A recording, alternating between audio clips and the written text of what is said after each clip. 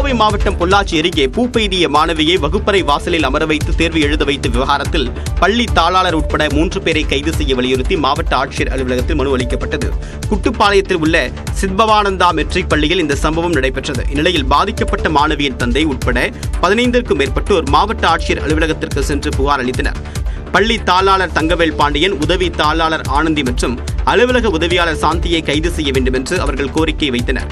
இந்நிலையில் இந்த வழக்கில் விசாரணை நீதிமன்றத்தில் சரணடையும் நாளில் பிணை மனுவை பரிசீலிக்கும்படி உத்தரவிடக் கோரி பள்ளி தாளாளர் உட்பட 3 பேர் சென்னை உயர்நீதிமன்றத்தில் மனு தாக்கல் செய்தனர். இந்த மனுவை விசாரித்த நீதிபதி இளந்திரையன் மனுதாரரின் கோரிக்கை ஏற்று அவர்களின் பிணை மனுவை பரிசீலிக்கும்படி கோவை முதன்மை அமர்வு நீதிமன்றத்திற்கு உத்தரவிட்டார். இது சூப்பர் 30 இன்றைய நாளின் முக்கியமான 30 செய்திகளின் விறுவிறுப்பான அணிவகுப்பு. அந்த வகையில் முதலாவதாக இன்று மாலை 6:30 மணிக்கு தமிழ்நாடு அமைச்சரவை கூடுகிறது. சென்னை தலைமைச் செயலகத்தில் முதலமைச்சர் மு.க.ஸ்டாலின் தலைமையில் இன்று மாலை அமைச்சரவை கூட்டம் நடைபெறவுள்ளது. சட்டப்பேரவையில் சுற்றுலா, கலை மற்றும் பண்பாடு, இந்து சமய அறநிலையத்துறை ஆகியவற்றின் மானிய கோரிக்கை மீதான விவாதம், அமைச்சர்களின் பதிலுரை, வாக்கெடுப்பு நடைபெற்று வருகிறது. சட்டப்பேரவை அலுவல்கள் நிறைவடைந்ததும் இன்று மாலை 6:30 மணியளவில் தமிழ்நாடு அமைச்சரவை கூட்டம் நடைபெறவுள்ளது. இந்த கூட்டத்தில் தமிழகத்திற்கு வரும் முக்கிய தொழில் திட்டங்கள் மற்றும் விரிவாக்கப்பட உள்ள தொழிற்சாலை பணிகளுக்கு ஒப்புதல் அளிக்கப்படும் எனவும், பட்ஜெட்டில் அறிவிக்கப்பட்ட புதிய திட்டங்களுக்கு ஒப்புதல் அளிப்பது தொடர்பாக விவாதிக்கப்படும் என்றும் கூறப்படுகிறது.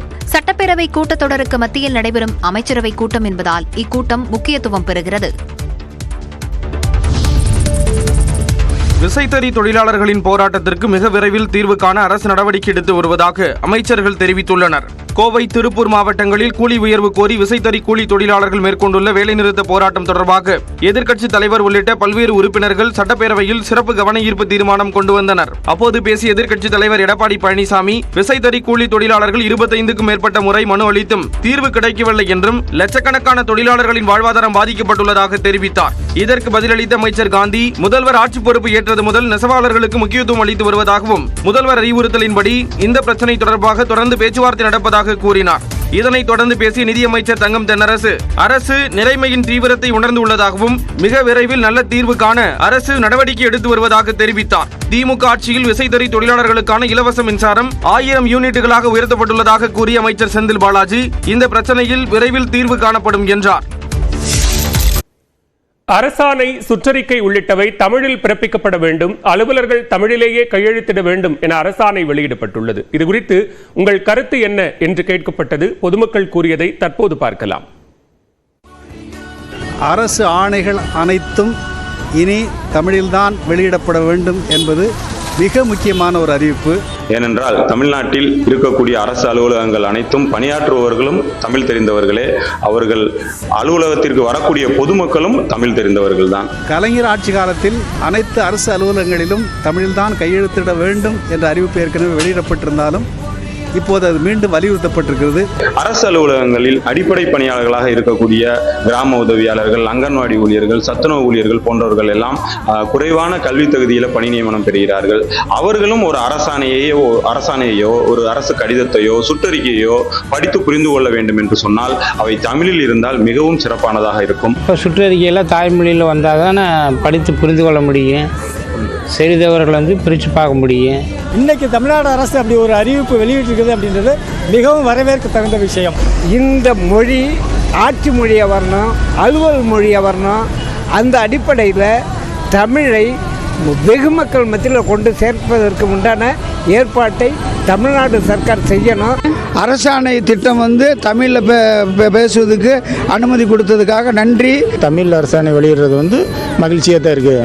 தமிழில் இருக்கின்ற செய்திகளை எல்லோரும் அறிந்து கொள்கின்ற செயல்முறைகள் என்பது அறிந்து கொள்கின்ற வகையில் இருப்பதால் இது வரவேற்க தகுந்தது. எதிலும் தமிழ் எங்கும் தமிழ் என்ற எங்கள் பாரதிதாசனின் வரிகளுக்கு இணங்க தமிழ்நாடு முதலமைச்சர் அறிவிப்பை நாங்கள் வரவேற்கிறோம். தொடர்ச்சியாக கோப்புகள் அனைத்துமே தமிழில் வர்றது மாதிரி ஏற்பாடு செய்யணும். இப்போ 2 மாதம் 3 மாதத்துக்கு இருந்துட்டு திரும்ப மறுபடியும் ஆங்கிலத்திலேயோ வேறு மொழியிலே வந்துடக்கூடாது. இடைவேளைக்கு பிறகு சூப்பர் 30 செய்திகளை தொடர்ந்து பார்க்கலாம். தமிழ்நாட்டில் 2026 தேர்தலிலும் கூட்டணி ஆட்சி கிடையாது என்று அதிமுக எம்பி தம்பிதுரை திட்டவட்டமாக தெரிவித்துள்ளார். தமிழ்நாட்டில் இதுவரை கூட்டணி ஆட்சி அமைந்தது கிடையாது, இனியும் அமையப்போவதில்லை என தம்பிதுரை உறுதிபட கூறியுள்ளார். எங்களுடைய கட்சியினுடைய கழக பொதுச் செயலாளர் புரட்சி தமிழர் எடப்பாடி பழனிசாமி சரியான முறையில் சொல்லியிருக்கின்றார். தமிழகத்தில் இதுவரை ஏதாவது கூட்டணி ஆட்சி அமைந்திருக்கிறதா? சுதந்திரம் பிறகு தேர்தலில் மெட்ராஸ் ப்ராவின்ஸ் என்ற இந்த பகுதியிலே காங்கிரஸ் தோற்கடிக்கப்பட்டது. 155 சீட்டு தான் காங்கிரஸ் வாங்குச்சு. நான் காங்கிரஸ் 166. இப்ப பிரகாசம் என்பவர் முதலமைச்சருக்காக போட்டியிட முயற்சி செய்தார். நேரு அவர்கள் தடுத்தார். காமராஜர் அவர்கள் எம்எல்ஏக்கு நிக்கல, எம்பிக்கு நின்று லோக்சபாக்கு போயிட்டாரு. யார் அமைப்பது? ராஜாஜி அவர்கள் தான் காங்கிரஸ் ஆட்சி மைனாரிட்டி அமைச்சு அமைத்தார். அந்த நேரத்தில் அப்பொழுது கூட்டணி ஏற்படவில்லை. அப்பொழுது ராமசாமி படையாட்சியினுடைய கட்சி, என் ஜி ரங்கா கட்சி, அவர்கள்லாம் காங்கிரஸ் சேர்த்து உறுப்பினர் ஆக்கித்தான் அவர்களுடைய அங்க கூட்டணி ஆட்சி இருந்ததில்லை. அதே போல காமராஜ் 2 முறை ஆட்சி அமைத்தார். 57, 62 கூட்டணி ஆட்சி கிடையாது.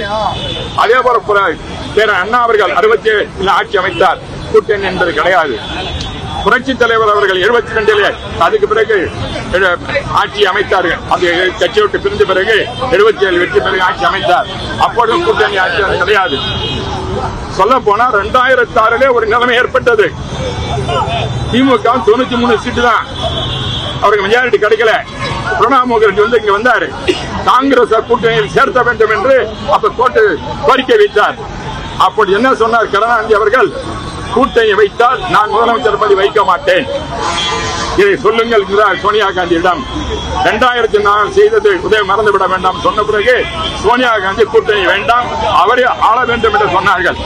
அதே நிலைதான் இன்றும் வருகின்ற 2026 எடப்பாடி பழனிசாமி தனியாகத்தான் ஆட்சி அமைப்பார் தவிர கூட்டணி என்பதற்கு நிலைமை கிடையாது. தமிழகத்தில் இதுவரை கூட்டணி ஆட்சி வந்ததும் கிடையாது, இதுபோல் வரப்போவதும் கிடையாது. இதுதான் தெளிவாக எங்களுடைய கழகத்தினுடைய பொதுச் செயலாளர் தெளிவாக சொல்லியிருக்கின்றார். ஆகவே கூட்டணி ஆட்சி என்பது தமிழகத்திலே திராவிட கட்சிகளே இருந்தது கிடையாது, இருக்க போவதும் கிடையாது. காங்கிரசும் கூட்டணி ஆட்சி அமைத்தது இங்கு கிடையாது. வக்பு திருத்த சட்டத்திற்கு எதிராக உச்சநீதிமன்றம் இடைக்கால தடை விதித்துள்ளது. கடந்த நாடாளுமன்ற கூட்டத்தொடரில் வக்பு சட்டத்தில் சில திருத்தங்களை கொண்டு வந்தது. எதிர்க்கட்சிகளின் கடும் எதிர்ப்புக்கு மத்தியில் சட்ட திருத்த மசோதா நாடாளுமன்றத்தில் நிறைவேற்றப்பட்டு குடியரசுத் தலைவர் ஒப்புதல் பெற்று சட்டமாக்கப்பட்டது. இந்நிலையில் வக்பு சட்ட திருத்தத்தை எதிர்த்து இஸ்லாமிய அமைப்புகள், திமுக, தாவேக உள்ளிட்ட கட்சிகள் உச்சநீதிமன்றத்தில் வழக்கு தொடர்ந்தன. இந்த மனுக்களை விசாரித்த உச்சநீதிமன்றம் வக்பு திருத்த சட்டத்திற்கு இடைக்கால தடை விதித்து அதிரடி உத்தரவு பிறப்பித்துள்ளது. மேலும் வக்பு என அறிவிக்கப்பட்ட சொத்துக்கள் மீது எந்த நடவடிக்கையும் எடுக்கக்கூடாது என்றும், திருச்ச சட்டத்தின் அடிப்படையில் புதிய உறுப்பினர் நியமனமும் செய்யக்கூடாது என்றும் உச்சநீதிமன்றம் கூறியுள்ளது. வக்பு வாரியத்தில் புதிய உறுப்பினர்கள் நியமனம் செய்வதிலும் வக்பு நிலங்களை கையகப்படுத்துதல் ஆகியவற்றில் தற்போதைய நிலையே தொடர வேண்டும் என்றும் உச்சநீதிமன்றத்தின் இடைக்கால நிவாரணம் வழங்கியுள்ளது. மேலும் வக்பு சட்ட திருத்தத்தை எதிர்த்து தாக்கல் செய்யப்பட்ட மனுக்களில் 5 ரிட் மனுக்கள் மட்டுமே விசாரிக்கப்படும் என்றும், முக்கிய சட்ட கேள்விகளை எழுப்பும் மனுக்களை விசாரித்தே உத்தரவு பிறப்பிக்கப்படும் என்றும் உச்சநீதிமன்றம் தெரிவித்துள்ளது. மேலும் இந்த மனுக்கள் தொடர்பாக மத்திய அரசு, மாநில அரசுகள், வக்பு வாரியம் 7 நாட்களில் பதிலளிக்க உச்சநீதிமன்றம் உத்தரவிட்டுள்ளது. மே 5ஆம் தேதி அடுத்த கட்ட விசாரணைக்கு உச்சநீதிமன்றம் ஒத்திவைத்தது.